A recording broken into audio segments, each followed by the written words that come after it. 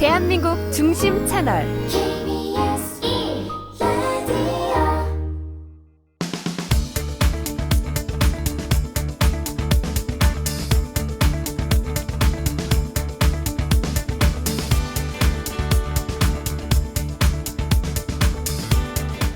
안녕하세요. 역사 스토리텔러 썬킴 인사드리겠습니다. 안녕하세요. 빅데이터 강자 전민기입니다. 안녕하세요. 강자 위의 강자, 저는 우윤입니다. 세상의 모든 문제를 해결해드리기 위해 저희 어벤져스가 뭉쳤습니다. 거침없는 녀석들.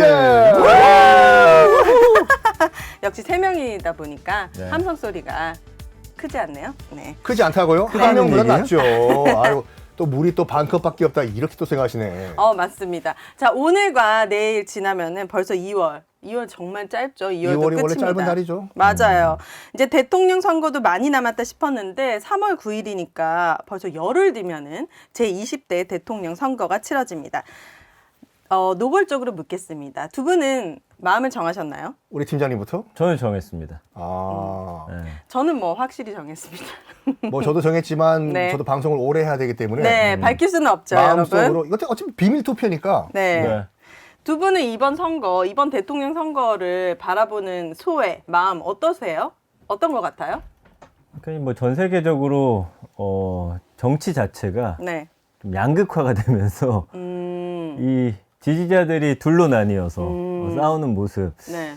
이 뭐 원래 정치의 본질이기도 한데 국민이 서로 이렇게 너무 인터넷 상에서 싸우니까. 설전을 주고받는 게 좀 사실은 가슴이 아프긴 아파요. 근데 정치라는 것은 본디 둘로 나뉘는 게 맞는 거죠, 교수님. 그러나 좀 더 뭐 무슨 말을 해야 될지 모르겠어요. 좀 더 토론이라든지 잘 안 됩니다. 아니, 아무튼 왜냐면 무슨 말인지 이게 알겠죠? 그 정치라는 것이 물론 뭐 진보 보수 이렇게 나눠져 가지고 네. 라이벌전을 펼치는 건 맞는데 네. 지금은 그 약간 선을 넘은 것 같고, 그러니까 우리가 기존에 알고 있는 기존적인 그 개념의 진보와 보수는 벌써 무너진 것 같아요. 그래요. 그러니까 우리가 보수라고 생각하는 그쪽도 보수가 아니고 진보라고 생각하는 것도 진보가 아니고, 네. 그건 벌써 우리나라뿐만 아니라 이제 미국의 트럼프가 등장하면서부터 기존 진보 보수 우익 좌익의 그런 개념은 무너진 거라고 봐요. 그렇군요. 저는 정말 그 어떤 대선보다 박빙이기 때문에 예전 대선들은 그래도 누가 더 유리할 것이다라는 게 그래도 조금 100일 있었는데. 전이면 알았다고 네. 하죠. 예. 근데 이번엔 너무 박빙이라서 아주 관심이 높습니다. 요 방송이 나갈 때쯤 되면 이제 그 여론조사 깜깜이 기간에 들어가가지고 이제 공표가 안 될 거예요. 맞아요. 그럼 더 궁금해지겠네요. 그렇죠. 네, 자 아무래도 교수님 말씀하신 대로 진보와 보수 이렇게 양쪽으로 나누다 보니까 본인은 어떻게 생각하세요? 제가 진보인지 보수인지 보수인지. 저는 굉장히 보수적인 사람이거든요. 사람 자체는 그게 무슨 말이에요? 본인이 왜 본인을 보수라고 봐요? 지키고 싶은 게 더 많았던 것 같아요. 저 자신한테. 재산 이런 거? 재산은 없지만 생기면 꼭 지키고 싶고 뭔가 순정 같은 거 좀.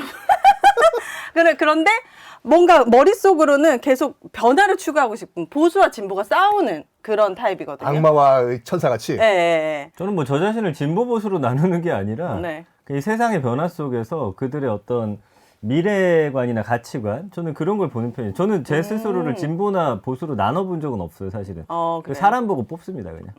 그런 식으로 참 피해 가시네요. 아니, 네. 피해가는 게 방송을 아니고 하시겠네. 평생을 그렇게 살았어요, 실제로도. 미꾸라지처럼. 예, 아니, 이거 봐, 이렇게 하니까. 오늘 저녁은 추어탕이다. 이제. 네, 좋습니다. 아무래도 이렇게 진보와 보수로 많이 나눠져 있다 보니까 여야 후보들은 중도층 표심 잡기에 아주 가열차게 달리고 있습니다. 그래서 오늘은 중도층은 누구고 중도층은 도대체 무엇으로 움직이는지에 대해서 알아보는 시간 갖도록 하겠습니다.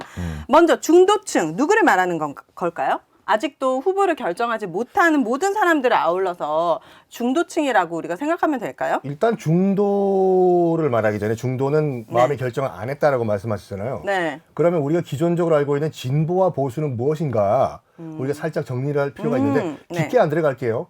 그러니까 이거 원론적으로 얘기하면 보수 같은 경우는 아까 이제 그 이내 씨가 말씀하신 것처럼 뭔가 지키려는 걸 갖고 있는 사람이 보수예요. 네. 뭐 지키고자 하는 일반적으로는 재산, 뭐 동산이든지 부동산이든지 지키려는 걸 갖고 있는 사람이 이제 보수가 돼요. 뭐 전통이 될 수도 있고. 지키고 싶은 마음이 더 큰 사람들. 더 이상 발전할 필요가 없다. 난 요 정도에 만족하겠다. 오. 그게 뭐 재산이든지 뭐든 간에. 네, 지키고자 하는 그러니까 거. 처음 시작된 것은 우리가 그 이 인류가 사회를 만들기 시작하면서 네. 재산이 생기잖아요. 그럼 재산이 생기면은 나는 이걸 지키려고 했겠죠. 네. 그런데 이 재산이 없는 뭐 측에서는 빼앗으면서까지 그걸 내 걸로 만들려고 하겠죠. 상대방에서는. 그렇죠. 네. 그러니까 그걸 이제 처음에는 그게 진보 보수라는 원시적인 개념으로 봐요. 내가 뭐 이 뭐 쌀이 있든지 뭐 이 논이 있든지 네. 아니 뭐 곡물이 있든지 난 이걸 지키고 싶다. 근데 저쪽엔 배를 굶고 있다. 나는 배를 굶고 있는데 너는 왜 이렇게 쌀이 많냐? 내놔라. 불공정하다. 이게 기존 원칙적인 의미의 진보 보수의 개념이에요. 네. 그래서 일반적으로 그걸 현대 사회에 적용을 하면은 보수라고 하면은 이제 일반적으로 돈이 있는 분들, 뭐 지키고 싶은 재산이 있는 사람들. 네. 그러니까 진보 같은 경우에는 상대적으로 박탈감을 느끼면서 나는 왜 저만큼의 재산이 없냐? 라고 하는 게 기존적인 그런 진보와 보수의 이 나눔법이었는데 네. 최근 들어서 많이 바뀌었어요. 네. 특히 그런 뭐 것 같아요. 우리나라 같은 경우에는 보수가 일단 기본적으로 원칙적으로 봤을 때는 보수는 뭐 일반화의 오류가 될 수도 있겠지만 지키셔야 되는 재산이 있어야 되거든요. 근데 뭐 우리가 일반적으로 보수라고 하시는 분들을 보면은 뭐 상대적으로 약간 그 경제력이 떨어지시는 분들도 계세요, 솔직히. 그렇죠. 그게 이제 뭐라고 하면 심리적인 보수라고 하는데 네. 이제 우리나라 같은 경우는 특별하게 내 옛 추억을 지키려고 해요. 아, 그게 추억. 정치에까지 투영되는 겁니까? 예전에 6, 70년대 때 그렇게 우리가 산업화를 하면서 잘 살아보세. 그때만 하더라도 정말 내가 조금만 노력해도 아파트를 살 수 있었고, 내가 조금만 노력해도 뭐 이 저축 그 금액이 올라갈 수도 있었고, 잘 살았다 이거죠, 그 당시는. 네. 수출 뭐 100만 불탑, 뭐 200만 불탑 이런 식으로. 네. 그때의 추억, 뭐 지금은 약간 그런 생활을 못 누리지만, 네. 그때의 추억을 부정하는 세력이 생겼다 이거죠. 뭐 꼰대들, 너희들 아재들, 너희들 때문에 뭐 나라를 망친다. 아니, 내가 이렇게 우리 세대가 노력을 해가지고 이렇게까지 잘 사는 나라를 만들었는데 너희는 왜 나의 추억을 이렇게 부정을 하는 거냐? 이런 추억만큼은 내가 지키고 싶다라는 심리적 보수가 생긴 게 우리나라의 특징이라고 볼 수가 있어요. 아, 그래요?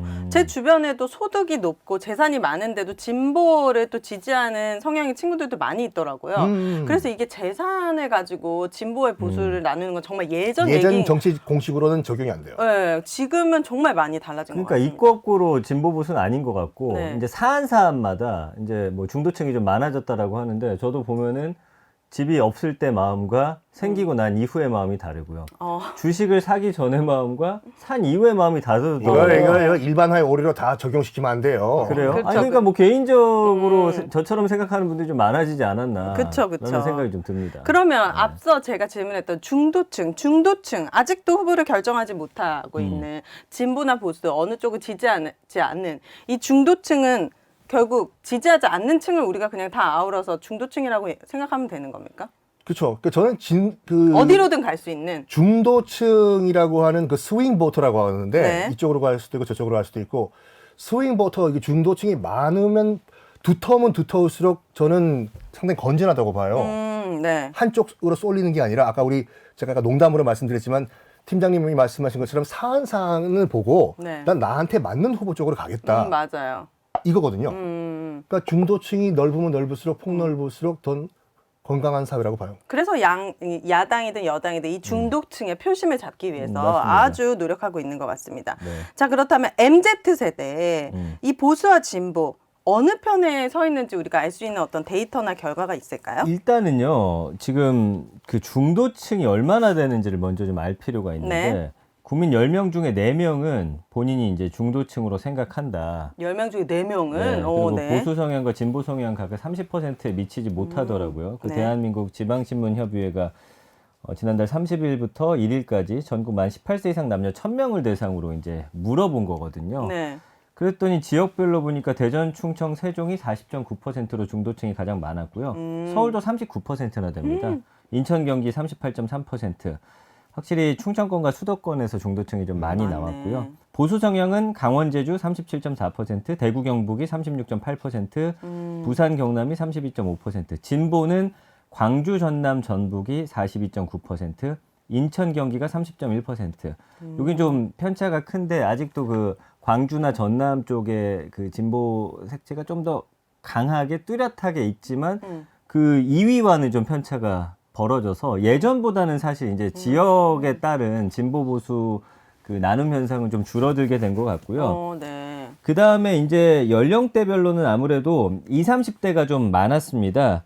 일단 중도층의 어떤 증가는 정치 무관심이나 정치 어떤 혐오감의 증가와도 좀 연관이 있다라고 분석이 됐는데 관심 없다. 일단 정치에 대해서 66.3%였어요. 예. 관심 많네. 있다가 33.7%. 근데 관심 없다는 응답이 20대가 72%나 됐고요. 20대가요? 예, 이게 이제 물론 좀 시간 작년 이제 중순쯤이라서 지금은 좀 달라졌을 겁니다.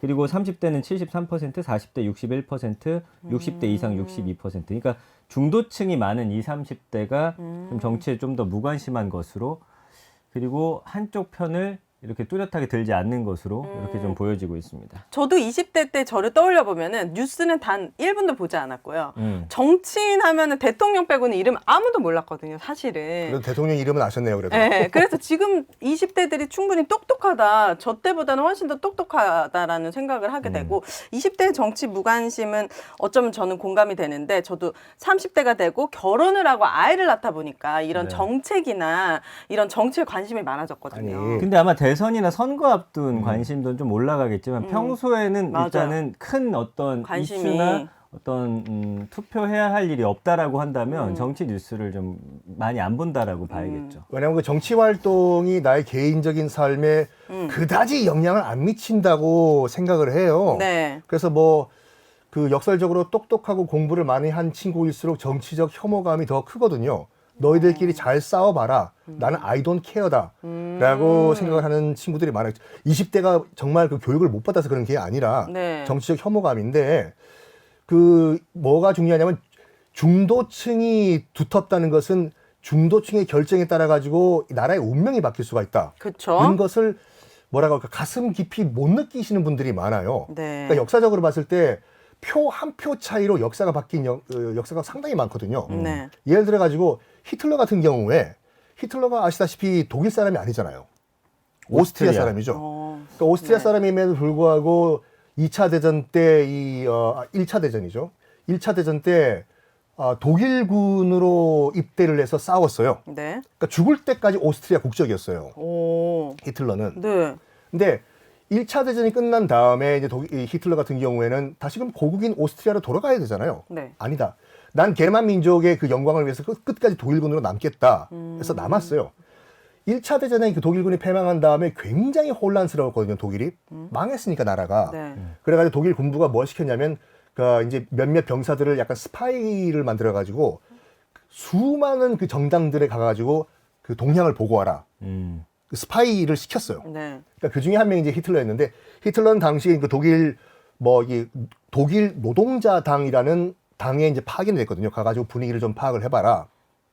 원래 목적은 가가지고 가만히 분위기만 파악을 하면 돼요. 네. 근데 들어보니까 굉장히 이 염세주의적인 이제 발언들이 많이 나오는 거예요. 그 자리에서 우리 독일은 망했다.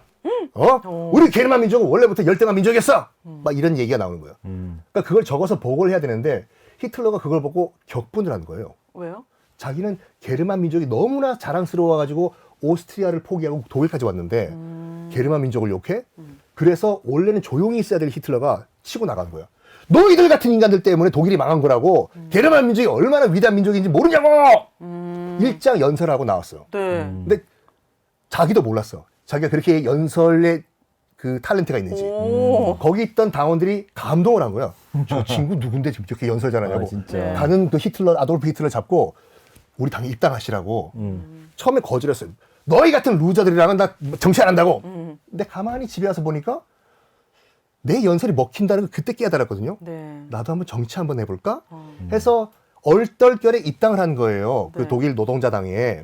그래가지고 연설에 정말 끼가 있다는 것을 그때 알고 이왕 이렇게 된 거 내가 한번 당권까지 한번 잡아봐. 해서 1923년도에 이 당대표로 출마를 해요. 물론 히틀러의 세력은 거의 없었어요. 그래서 당시에 근데 안톤 드렉슐러라는 그 당대표가 있었는데 워낙 거물급 정치인이다 보니까 당연히 이 사람이 당대표가 될 줄 알았어. 그래서 투표가 됐어요. 투표가 됐는데 네. 의외로 히틀러가 치고 올라오는 거예요. 어머나. 단 한 표 차이로 히틀러가 당대표가 됐어요. 한 표요? 한 명. 한 명이 히틀러를 더 그 찍어가지고 한 명 누구? 요 한 표만 안 찍어도 2차 대전이 안 일어났다니까. 그렇네. 요 한 표 때문에 히틀러는 당권을 잡고 당 이름을 나치당으로 바꿔가지고 2차 대전을 일으켰다니까요.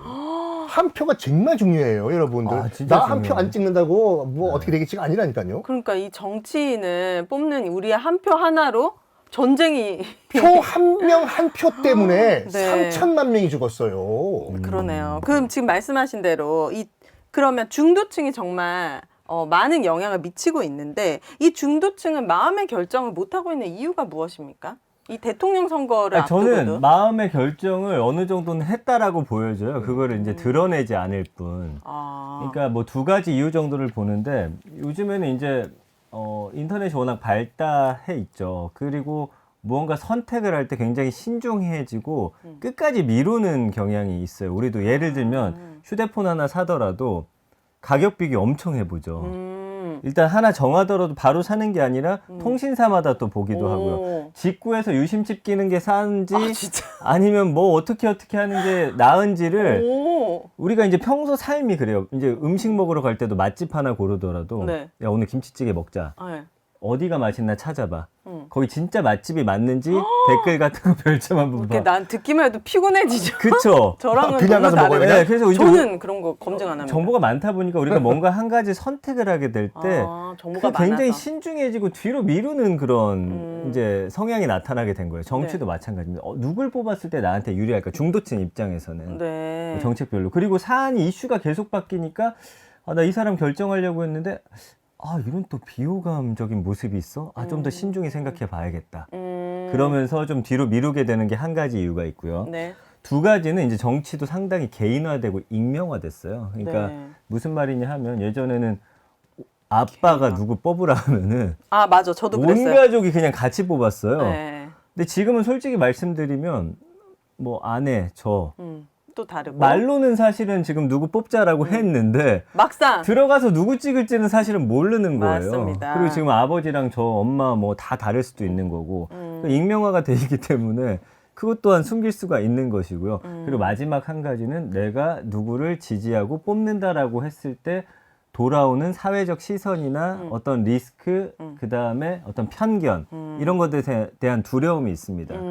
그 누군가를 지지한다고 했을 때 얻는 것보다는 잃는 게 더 많을 수도 있을 것 아니 같긴 해요. 그건 뭐 특히 이제 우리 같이 이제 방송하는 사람들은 굉장히 조심을 해야 되는 거고. 네. 그러니까 기존 정치인들이 약간 뭐라고 할까 조심해야 될 게 뭐냐면 네. 알아야 될 것이 정치가 거의 이제 연예인과 같은 그런 마케팅을 해야 돼요. 그러니까 이른바 이제 골수 지지층들은 뭐 각 정당 저쪽에서 뭐라고 해도 난 찍는다예요. 그냥 찍게 돼 있어요. 그냥. 뭐 확증 편향이라고 하잖아요. 네. 저쪽에서 뭐라고 하는 건 다 거짓말이야. 그치. 난 무조건 이쪽을 찍겠다고.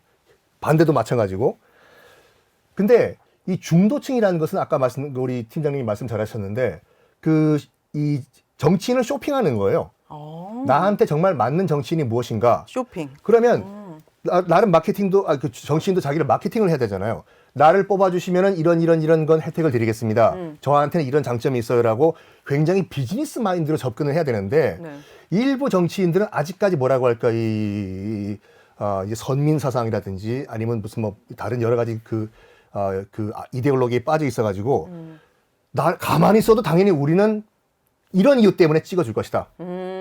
내가 이렇게 말 실수해도 당연히 이해하고 그래도 우리 찍어줄 것이다라고 약간 오해 아닌 오해를 하고 있다니까요. 그게 큰 문제인 게 뭐냐면 예전에는 정치인이 약간 말 실수 한번 한다든지 행동 약간 실수해도 뭐 그러려니 난 저 사람보단 정당 보고 찍는다 이런 경우가 많았는데 네. 요즘은 말 한 번 잘못했다든지 아니면 무슨 뭐 언급을 잘못했다 행동 잘못했다 바로 표가 바뀌는 결과가 나온다니까요. 마케팅 잘해야 돼요 이거. 그러니까 두 분의 말씀을 들어보니까 이 중도층은 정말 어디로든 갈 수 있는 갈대이기도 하고 그렇기 때문에 더 이들을 잡는 게 여야에서는 굉장히 힘들겠네요. 우리 당으로 오세요. 저한테 표를 주세요라고 마케팅을 해야 돼요 이걸. 그렇네요. 근데 이제 요즘에 그 비호감 선거가 되고 있는 이유는 정책이나 이런 것을 사실은 이야기해도 네.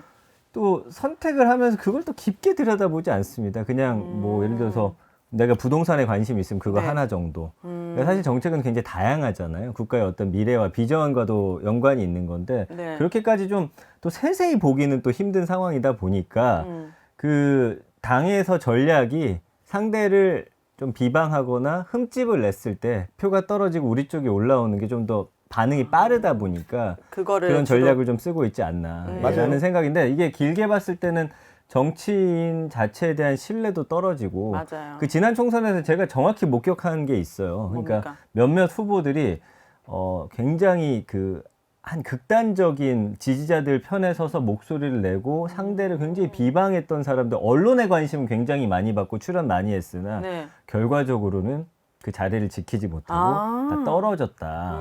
물론 모두가는 아니겠지만 제가 지켜본 대다수는 그랬었거든요. 그러니까 네거티브. 국민이 굉장히 상식적인 선 안에서 뽑고 있다라는 건 확실합니다. 네거티브 안에서는 네거티브를 하게 되면 여당과 야당을 정말로 지지하는 사람들 입장에서는 속이 시원할 수 있겠지만 중도의 입장을 이렇게 중도층을 끌어들이기에는 부족할 것 같네요. 그러니까 그 지난 총선 때 그 어떤 특정 정당이라고는 저는 말을 안 쓰면 안 드리겠지만 네.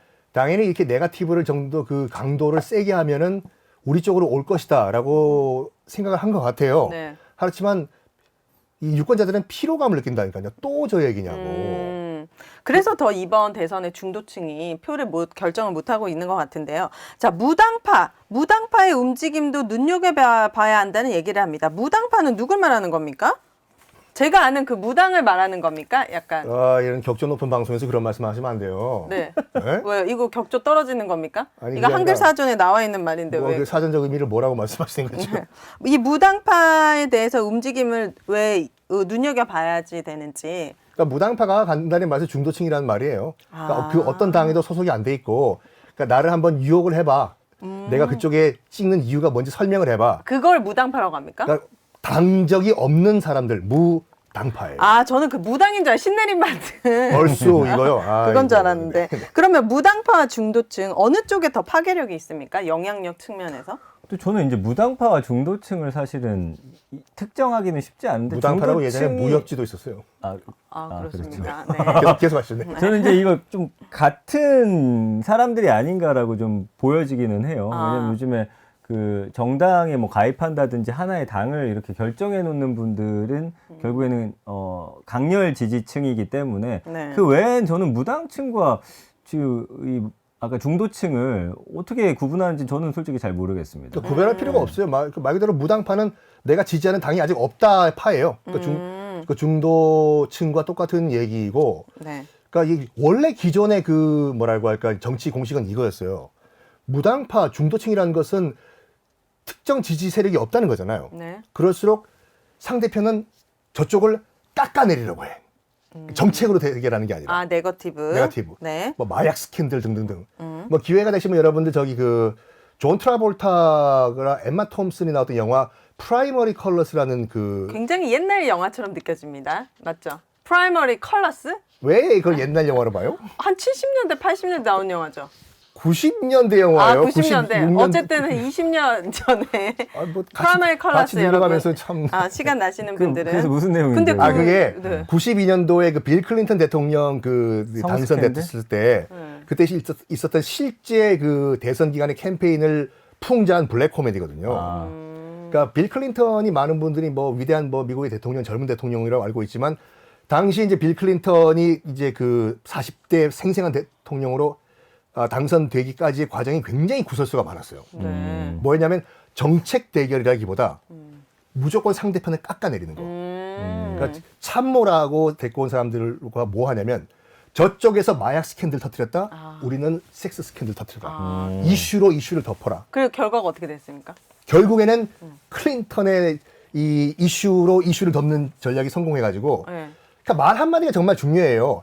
그때 이제 빌 클린턴 대통령이 아버지 이제 그 조지 부시 대통령을 단임으로 끝내버리고 40대의 그런 젊은 대통령이 된 이유가 딱 한마디였어요. 뭐요? 막 무조건 이렇게 이 비방 공격을 한 다음에 네. 패부에 와닿는 딱 한마디. 뭡니까? It's the economy, stupid. 문제는 경제야, 이 멍청아. 아, 이 유명한 말이죠. 거기에 유권자들이 혹한 거예요. 저 사람 찍으면은 우리 잘 살게 해준다. 게임 끝. 그 전에 했던 무슨 정책 토론 다 필요 없어. 그게 이명박 전 대통령한테도 굉장히 먹혔던 거잖아요. 국밥 이렇게 먹으러 가면서 이렇게 할머니한테 욕 들으면서 경제 살리는. 이게 그런 뭔가지 것들. 국밥입니다. 자, 그러면 이번 대선과 연관된 검색어들은 어떤 게 있을까요?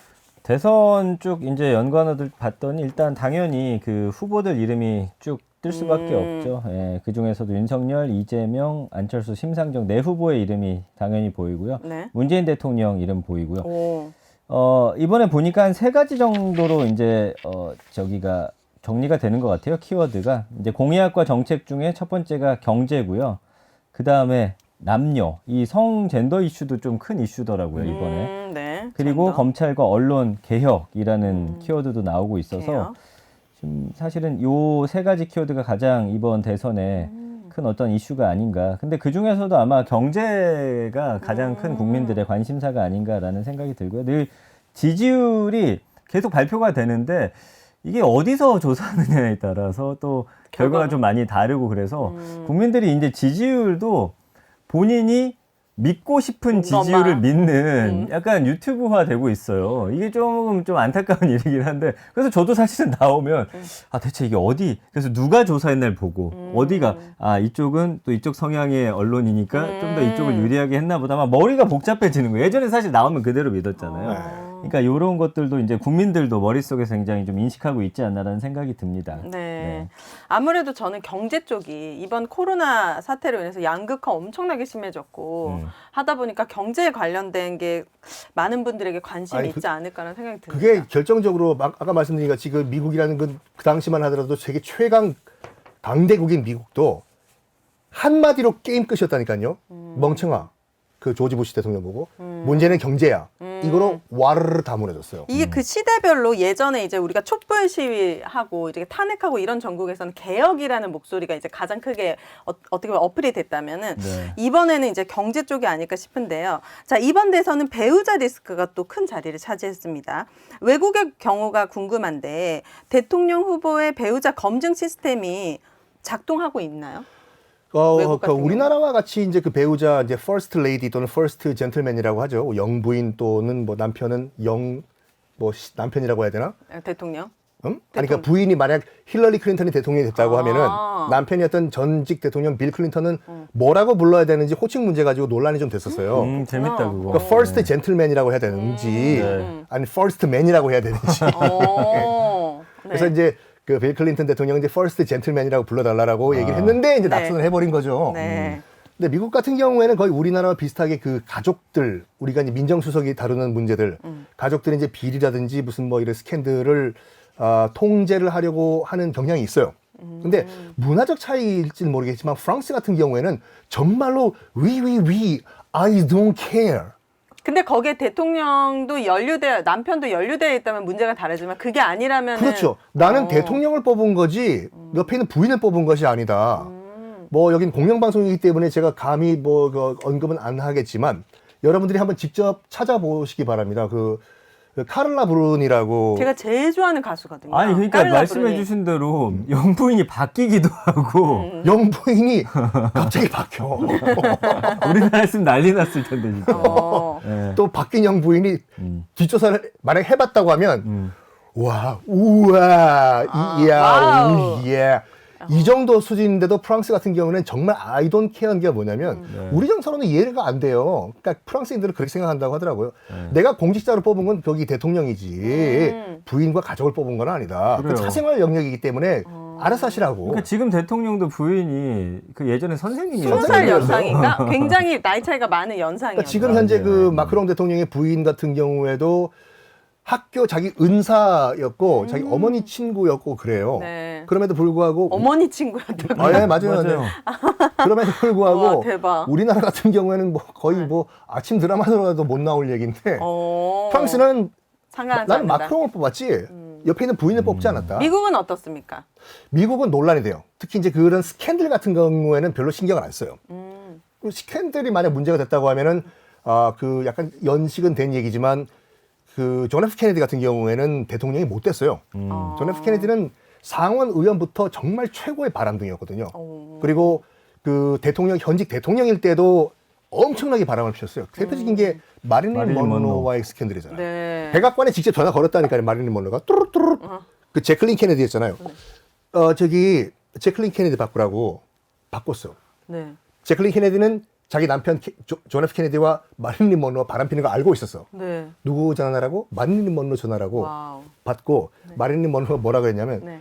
내가 암만히 봐도 곧 백악관 그 주인이 안주인이 바뀔 것 같은데 네. 짐 싸고 나오시지 그래요? 아, 설마 진짜요? 아 진짜 그랬어. 그랬더니 제클린 케네디가 뭐라 그랬냐면 네. 그러시라고. 근데 앞으로의 그 고통과 그 고난을 감당하실 자신이 있냐고. 그만큼 바람을 말했다는 거예요.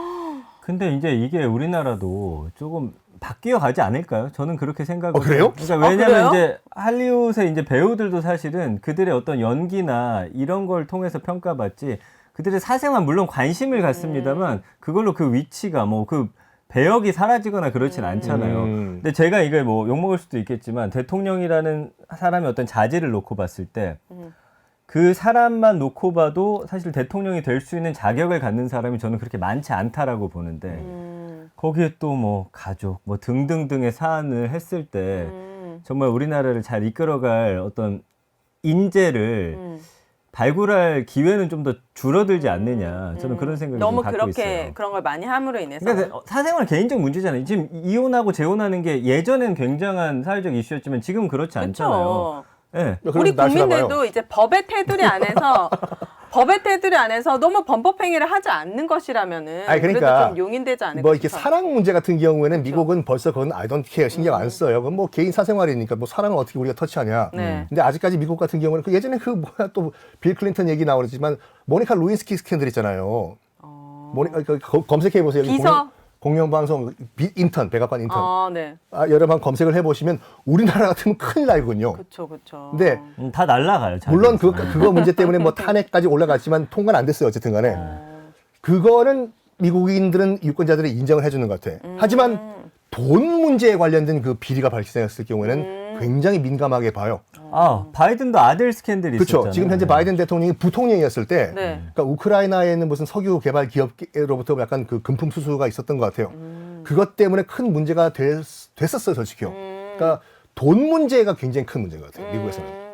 우리 그러니까 국민들 불법이 아닌 이상은 저는 상관없다라는 게 앞으로는 뭐 불법인 것까지 다 덮어주자는 그럼요. 아닌데 예. 우리 국민들도 수준이 높아져가지고 가릴 건 가리고 네. 딱 따질 건 따집니다. 그러면은 올 초에 윤석열 국민의힘 대선 후보는 영부인 호칭을 쓰지 않고 영부인 업무를 담당하는 청와대 제2부속실을 폐쇄하겠다고 밝혔습니다.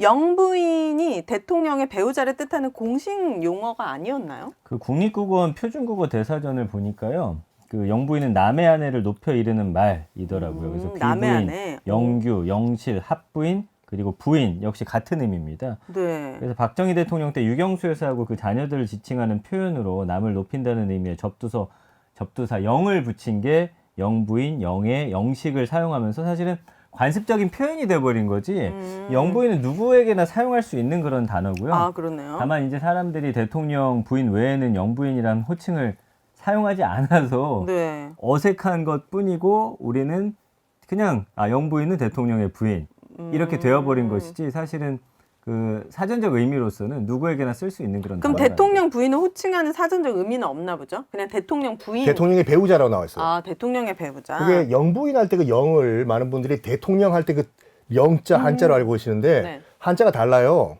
아, 그래요? 영부인 할 때 영은 높인다는 뜻의 영자예요, 이게요. 그래서 조선시대 때도 있었어요. 영부인 이런 그 호칭 같은 것이. 그러니까 말 그대로 이 상대편의 부인을 높이는 것이 다 영부인이에요. 네. 그래서 우리가 일반적으로 사모님 하잖아요. 네. 사모님. 사모님. 안녕하세요. 네. 어디 갈까요, 사모님? 김기성. 그 사모님이란 표현의 대체가 될 수 있는 것이 영부인이고 네. 똑같이 지금 남자한테 뭐라고 불렀냐면 영감이라고 불렀어요. 아, 난 이거 계속 들어도 너무 웃긴 것 같아. 영감! 아, 네. 아, 영감. 뼈 한 마리 어디 갔어? 아, 영감. 그 영감이 왜 날 보고 영감을 왜 나 쳐봐. 아니야, 네네네. 그러니까 우리가 알고 있는 그 할아버지 영감이 아니라 네. 영감이라고 하는 것은 조선시대 때 정말 높은 지위에 있는 고관 대작한테 부르는 아주 이 공손한 호칭이었어요. 영감. 그렇군요. 그러니까 영감, 남자는 영감, 여자는 영부인. 자, 대통령 선거가. 대표님 영감. 아, 영감. 영부인 잘 계시죠? 네네. 잘 계시죠? 그 외국은 다 그냥 퍼스트 레이디라고 하는 거죠. 퍼스트 레이디라고 하죠. 그 퍼스트가 다 붙는 것이 또 어떻게 보면 관행이에요. 퍼스트 독도 있고 아, 백악관에서 키우는 개. 개, 퍼스트 캣도 있고. 오. 아 진짜 예. 재밌네요. 그거. 부럽네요. 뭐 그래요? 거기 사는 개요. 퍼스트 윤회해요. 네. 자, 대통령 선거가 정말 중요하다는 사실 우리 모르는 분도 없을 텐데 역대 대통령 선거 투표율 어떻게 기록되어 있는지 궁금합니다. 2002년에는 이제 70.8%입니다. 이때가 70.8. 지금 20대니까 19, 18, 17, 16대 대선이고요. 네. 17대 대선 2007년에는 63%로 뚝 떨어지고요. 이때 누가 당선됐습니까? 17대. 이때가 몇 년도예요? 2007년이요. 2007년도. 2007년도 63%. 저기죠. 이명박 대통령. 그렇죠, 그렇죠. 네. 오. 2002년이 저 노무현 전 대통령이고요. 오. 그리고 2012년이 75.8%, 그리고 2017년에 77.2%까지. 이때 이제 촛불 전국 이후에 굉장한 관심으로 이때, 문재인 이제, 대통령. 예. 근데 이게 보면 역대 대선에서 이제 그거 안 맞는 것 같아요. 뭐 젊은 층이 투표를 많이 하면 보수가 불리하고 투표율이 낮으면 보수가 불리하고 이게 지금 이 최근에 그 대선 투표율로 봤을 때는 좀 맞지 않는 것 같습니다. 근데 77점이 이게 많은 편인가요? 저는 많은 거. 나머지 그러면 23%는 투표를 대통령 투표 선거 때도 투표를 안 했다는 거네요. 놀러 가신 거죠? 놀러 가셨든지 하여간 투표장에 안 나온 거예요. 그러니까 사전 투표도 있기 때문에 여러분 꼭 소중한 한 표를 하셨으면 좋겠고 그렇다면 현재 문재인 대통령 지지율은 어떻게 됩니까? 이 대통령 지금 현재 대통령 지지율이 대선 투표 표심에 영향을 주는지도 궁금하거든요. 그게 이제 참 그 독특하다기보다 지금까지 보지 못했던 상황인데 모든 정권은 정권 말기에 이제 레임덕을 거쳐요. 그 이전 정권들은 다. 네임덕이라는 건 이렇게 지지율이 확 떨어지는 거. 레임덕은 원래 어디서 나온 거냐면 레임이 뭐 사전적 의미를 말씀드릴게요. 그러니까 발을 쩔뚝거리다가 이제 레임이고 덕은 오리예요. 오, 네. 그러니까 말 그대로 비틀비틀거리는 오리예요. 그러니까 제대로 이제 못 걷는 오리를 얘기하죠. 그러니까 국정을 제대로 수행을 못하는 정권의 약간 비유해서 나온 말이 이제 레임덕인데, 그러니까 모든 정권들이 다 정권 말기에는 초기의 지지율이 어떻든 간에 이제 정권 말기는 다 이제 지지율이 떨어지는 그런 현상이 있는데. 지금과 지금 우리가 방송하는 시점에서 문재인 정권의 지지율은 한 40%를 왔다 갔다 하거든요. 그럼 높은 겁니까? 엄청 높은 거죠. 가장 최근에 나온 게 거의 한 47.8%까지.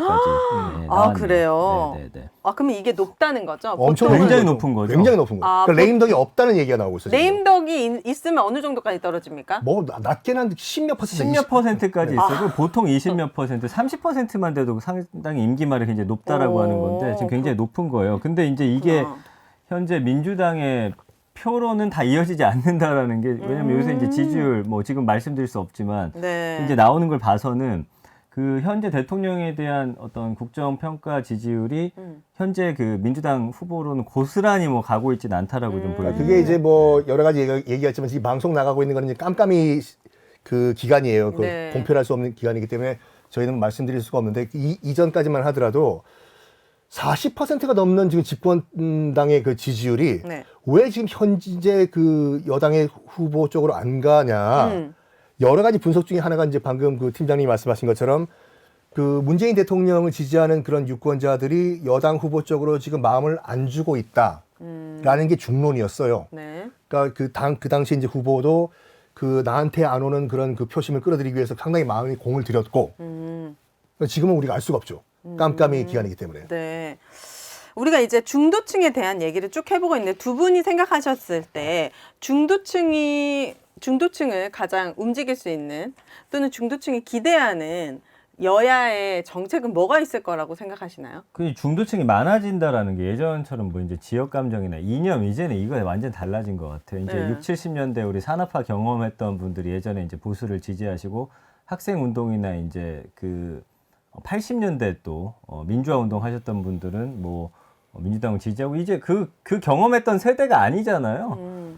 저희도 사실은 간접 경험이죠. 한번 그쵸. 걸러들은 거지. 그 이후에 우리 밑에 세대들은 그게 전혀 투표하고는 상관없다라고 느끼고 있기 때문에 그래서 정책이 좀 비슷해지는 감이 없지 않아 있는 게 지금은 어떤 정책이나 말을 뱉은 이후에 인터넷을 통해서 즉각적인 반응을 볼 수 있어요. 예전엔 사실 뭐 정책이나 공약을 하나 정하면 쭉 밀고 나갔죠. 그리고 나서 그게 이제 온 국민한테 퍼지고 나서 지지율로 돌아오는지 확인하는 기간이 굉장히 길었는데 네. 지금은 쓱 던졌다가 카드가 반응이 너무 안 좋다. 그럼 다시 바로 걷어들이고 그 다음에 국민들이 아 이런 정책을 원하는구나 하면은 약간 정도의 차이만 있지 지금 뭐 소위 말하는 보수 여야 후보들의 그 공약이나 정책이 좀 엇비슷해지는 부분들이 많이 있거든요. 정도의 차이만 있을 그래요? 뿐이지. 비슷해지는 딱 건가? 저 유권자층이 원하는 니즈가 뭐냐 정확하게 파악한 다음에 바로 애돌리지 말고 바로 얘기해야 돼요. 그걸 누가 제일 잘하는 줄 알아요? 아니요. 트럼프요. 그래요? 썬킴님 생각하셨을 때 MZ세대는 어떤 정책을 이거라니까요. 원하실 것 지금 미국의 그 20, 30대 그다음에 또 우리가 알고 있는 그 백인 중산층 이하 그러니까 트럼프에 열광을 하는 이유가 뭐냐면 뭐였습니까? 트럼프가 평생을 TV 진행자로 활동을 했잖아요. 네. 시청률에 굉장히 민감한 사람이에요. 네. You are fired! 이 유행어를 만들어낸 사람이잖아요. 오, 그래요? 어프렌티스라는 그 프로그램을 통해가지고. 그래서 시청자가 원하는 걸 뭐가 뭔지 정확하게 파악을 하고 방송을 진행했던 사람이에요. 시청률에 그 민감하게 반응을 하고. 네. 그러니까 트럼프는 공화당 소속이지만 공화당의 기존의 정치 문법과는 또 완전히 달라요. 공화당은 뭐냐면 원래는 작은 정부와 국경 없는 세계 경제예요. 원래는 작은 정부, 그다음 뭐 관세 철폐라든지 국경을 없앤다. 정부의 역할을 좀 줄이고. 네. 트럼프는 그 완전 반대로 나간 거예요. 큰 정부? 큰 정부에 아예 국경 장벽을 세워버리자. 이거였죠. 그걸 원했었던 거예요? 그렇게 5년, 그것들을 4년 동안 추진했잖아요, 트럼프가. 그러니까 공화당 측에서도 당황한 거예요. 저 공화당 소속이지만 우리 정치권은 완전히 이상하게 지금 흐르고 있다. 20대, 30대는 그걸 왜 원했었습니까? 봐요. 딱 트럼프가 뭘 딱 파악을 했냐면 네. 지금 여러분들 일자리가 없죠? 네! 그 왜 없을까요? 뭐 민주당에서는 뭐 말도 안 되는 차트를 제시하면서 이런 경제 지표 때문에 여러분들이 지금 뭐 피해를 보고 있습니다. 가슴에 안 와다. 트럼프가 뭐라 그랬냐면 당신들이 20대 30대 너희들이 직장이 없는 이유가 뭐냐? 이민자 때문입니다. 그럼 이민자들의 표는 포기하고 그냥 간 겁니까? 끝. 오. 저 이민자들 때문에 여러분들이 직장인들이 없는 거예요. 와, 그런가 보다. 그게 이제 포퓰리즘이라고 하는 사람들도 있는데 네. 그러니까 이 사람들이 원하는 걸 정확히 알고 있다니까요. 그다음에 공장지대, 그러니까 우리 러스트벨트라고 하는 뭐 펜실베니아, 미시간 이런 전통적으로 이 산업 기반을 바탕으로 했던 주들이 있거든요. 네. 원래는 민주당을 지지하는 주였어요. 근데 점점 그 러스트벨트라고 해서 녹이 쓴다는 건데 공장이 문 닫고 하는 시점이었거든요. 트럼프가 가가지고 여러분! 여기서 나이가 좀 있어요. 한 40, 50대. 여러분들 공장이 왜 문 닫고 있는지 아십니까? 또 민주당에서는 각종 차트 제시하면서 네. 이런 뭐 국제적 적세 때문에 뭐 WTO가 저거 하는데 이게 다 이민자 때문입니다. 게임 끝. 국민을 다 분열시켜놨네요, 트럼프들. 그래서 욕먹는 거예요. 그러니까 트럼프가 나쁜 대통령이지만 머리가 나쁜 대통령 아니에요. 그러니까 제가 예를 약간 그 트럼프를 들었지만 네. 이 흑색 선전이라고 마타도어라고 하잖아요. 네. 마타도어 할 때도 어떻게 보면 마타도어 하라는 건 아니에요. 정말 머리가 좋은 마타도어는 뭐냐면 유권자들이 바로 이해할 수 있는 마타도어. 이런 비리가 있습니다. 보다는 이거 진짜 나쁘죠. 그러니까 나도 한 번씩은 경험해봤던 그런 나쁜 짓. 네. 이런 식으로 유권자들의 피부에 와닿는 거를 우리가 접근해야 되는데 기존 정치권에서는 그걸 잘 못하는 것 같아요. 특히 우리나라 같은 경우에는. 그래요. 그러면 우리 시그니처 코너, 우리 중도층에게 전화를 해가지고 MZ세대에게 전화해서 직접 한번 물어보는 시간 갖도록 하겠습니다. 우리 또 준비하셨다고요? 자, 제 주변에 제가 너무너무 아끼는 반짝반짝한 후배가 있습니다. 그래요? 30대 초반에 가수이고요. 아, 혹시 또 김동희 씨 아닙니까? 30대 초반입니다. 이분은 31살인가 아무튼. 30대 초반에 아이스크림이 생각이 나는 나이네요. 네네네. 그리고 정치에 아예 1도 관심이 없는 친구입니다. 저 한번 왜 들어보세요. 관심이 없을까? 전화해보세요. 네. 네, 한번 물어보도록 하겠습니다.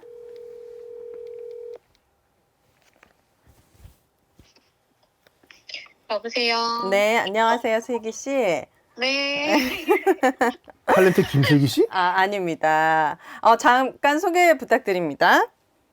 안녕하세요. 저는 정슬기라고 합니다. 서울에 살고 계시고, 네. 30대 초반이시고, 네. 네, 올해 33살이에요. 아, 네. 하지만 외모는 거의 20대 초반입니다. 저 같네요.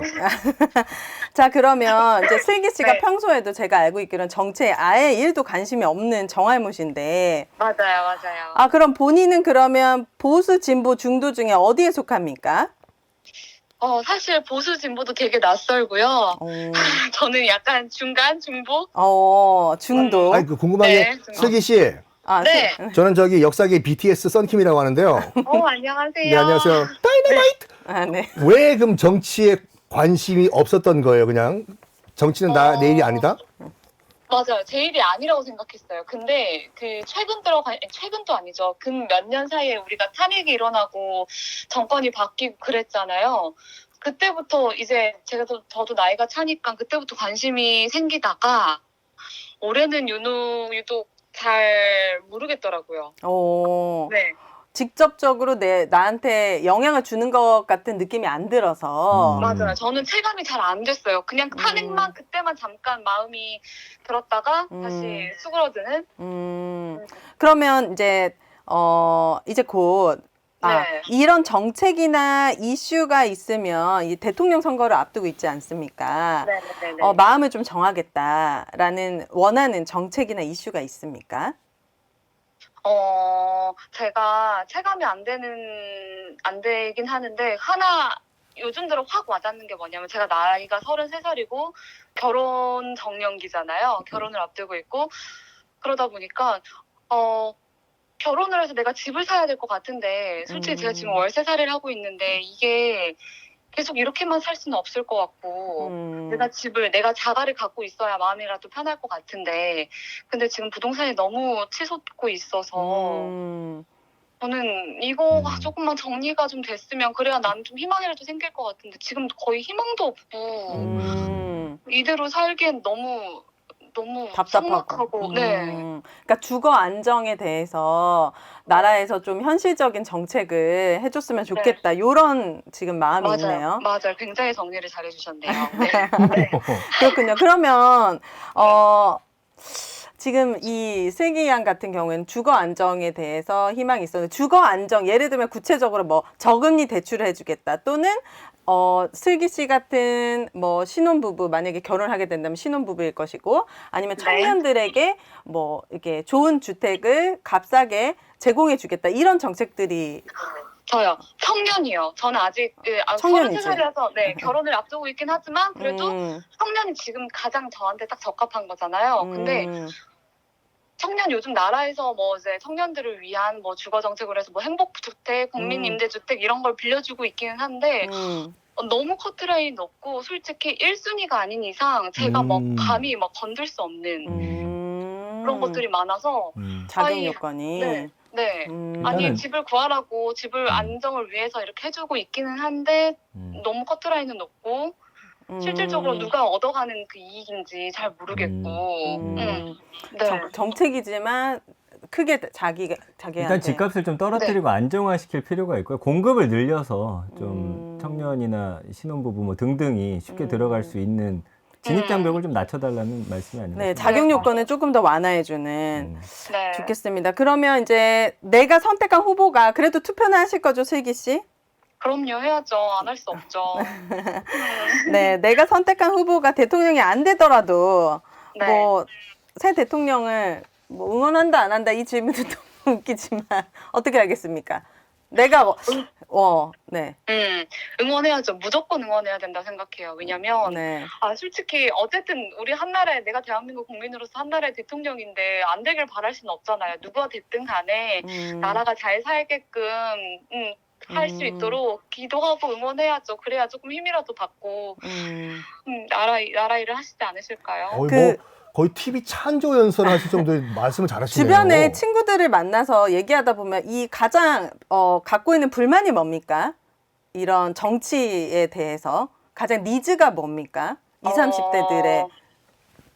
일단은 다들 그 내 집 마련이 목표고요. 네. 내 집 마련이 목표고, 그리고 지금 나와 계시는 그 후보님들 계시잖아요. 네. 그 우리가 그냥 서로 이렇게 논의거리 하는 게 뭐냐면 믿고 싶은데 누구를 믿어야 할지 모르겠다. 아, 다 신뢰가 안 간다. 네. 저 말이 사실일까? 네, 저 말이 사실일까? 이게 맞을까? 이렇게 믿었다가 또 당하면 어떡하지? 누구를 선택해도 후회하지 않을까? 이런. 누구도 신님을 못 받고 있네요, 지금. 맞아요. 아무래도 네거티브 이야기가 많다 보니까 더 맞아요. 어. 언론에 나와 있는 것도 그렇고 사람들이 알고 있는 것도 그렇고 솔직히 네거티브가 더 인식이 강하잖아요. 좋은 것보다는. 그래서 그걸로만 가지고 있다 보니까 그냥 걱정을 되게 많이 해요. 우리끼리는. 누구를 뽑아야 될지 모르겠다. 네, 정말 모르겠다. 누구를 해야 될지 모르겠다. 알겠습니다. 슬기 씨, 전화 연결 너무 감사드리고, 네. 네, 꼭 투표하시길 바라겠습니다. 또 너무 아무것도 못한 것 같은데. 아니 이렇게 말씀 잘하시고 그렇게 아닙니다. 말씀하시면 안 되죠. 네, 감사합니다, 슬기 씨. 네. 그 결국엔 아까 이제 빅데이터 키워드에도 나왔는데 경제, 부동산. 맞아요, 경제. 그리고 요즘 젊은 세대는 이 오래 살아야 되거든요, 우리 지구에서. 네. 기후 위기나 환경에 대해서도 사실 관심 많이 저는 갖고 그 있어요. 부분이 아주 포인트라고 생각합니다. 기후위기, 기후환경, 이게 막 엄청 거창한 알리백도 중요하지만은 우리 플라스틱 사용 줄이는 것부터 나라에서 좀 확실하게 규제해주고 맞아요. 우리가 앞으로 훨씬 기성세대보다 살아갈 날이 많기 때문에 아니, 정말 말씀 잘하셔서 그런 정책들. 정책을 이런 걸 해야 돼요. 그러니까 뭐 지금 그 거창하게 우리 마음에 안 와닿는 정책이 아니라 네. 미세먼지 줄이겠다, 공장 먼지 줄이겠다, 아니 무슨 전기세를 좀 낮추겠다 이런 가슴에 와닿는 정책을 해야 되는데 네. 물론 정책집을 보면 누리집에 가면 다 있어요. 네. 근데 그걸 우리가 잘 알지 못하고 접근성이 떨어지기 때문에 그게 문제가 있는 건 솔직히요. 맞아요. 그리고 대한민국이 이제 어떻게 먹고 살가 나갈 것인가 그것도 전 제일 중요하다고 봐요. 그럼요. 지금 뭐 반도체나 뭐 자동차 산업인데 그 이후에 우리나라는 어떤 방향으로 나아갈 건지에 대해서도 좀 이야기해주는 대통령이 있으면 좋겠다는 생각이 듭니다. 누구 있습니까? 제가 한번 해보겠습니다. 일반 시민, 네. 친구 익명으로 한번 해볼게요. 일반 시민인데 익명이 필요했습니까? 왜 아는 사람 있을 수도 있으니까. 네, 전민기 측근이라는 걸 길을 걸으며 굳이 밝히고 싶지 않은 사람도 있거든요. 네. 웃기네. 전화 연결음이 여보세요? 광고인데? 여보세요? 예, 반갑습니다. 오늘은 정치 얘기라서 뭐 굳이 본인 안 밝혀도 돼요. 본인은 보수예요, 진보예요, 아니면 중도예요, 솔직하게? 저는 진보였다가 이번 코로나 사태로 인해 보수로 갈 것 같으나 이게 정당을 보자니 인물도 봐야겠고 어렵네요. 복잡한 상황이란 뜻이네요, 그렇죠? 그렇죠. 지금 누구 투표할지는 정하셨어요? 저는 안 밝혀도 되는데 정했는지. 아니 누구라고 밝히지 않아도 됩니다. 이게 많이 네, 있습니다. 정하셨군요. 그럼 뭐 어떤 걸 보고 정하셨어요? 뭐 정책이나 이도 저도 아닌 사람이 아니기 때문에 제가 예전에 믿고 있던 사람을 찍기로 했습니다. 그래요. 네. 그러면은 이번에 어떤 대선 이슈 중에서 좀 어떤 가장 와닿는 정책 아니면 좀 바라는 정책 이런 것들은 뭐가 있을까요? 너무 그러니까 이게 일상적인 정책이면은 괜찮은데 너무 대선 토론을 봐도 밑도 끝도 없는 얘기만 하고 있으니 그러니까 정책 얘기보다 뭐 서로 사생활 얘기만 하고 있지 않나. 뭐 잘했네 못했네 그게 더 논쟁거리가 되는 것 같아갖고. 원하는 정책이 있는지. 원하는 정책은 뭐예요, 혹시? 복지와 복지. 그 다음에 저도 자녀가 있으니까 복지 부분에 우선적으로 하고 복지. 부동산 문제도 좀 민감하게 받아들여야 돼요. 또 자영업자니까 네네. 이번에 코로나 사태로 인해서 좀 배신감을 좀 많이 느꼈어요. 그렇군요. 예. 자영업자. 그런 부분이 너무 복합적이에요. 네. 그래서 자, 근데 만약에 내가 선택한 후보가 대통령이 안 돼요. 그렇죠. 그럼 새 대통령을 응원합니까? 안 합니까? 어떻게 하실 거예요? 그래도 우리나라 대통령이니까 응원은 하겠지만은 잘못된 행동에 대해서는 더욱더 크게 목소리를 내겠다. 그렇죠. 어. 어쩔 수 없죠. 우리나라 대통령은 누가 되든 우리나라 대통령인데.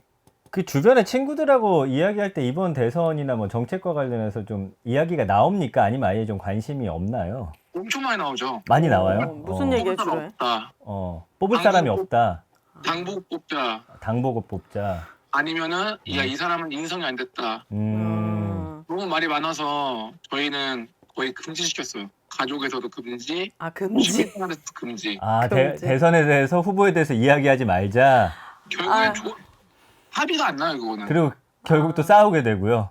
겁나 싸우죠. 아, 지금 후보자를 이제 투표할 사람을 찍었다고 했잖아요. 네네네. 그 후보자를 지지하게 된 그 이유가 있습니까?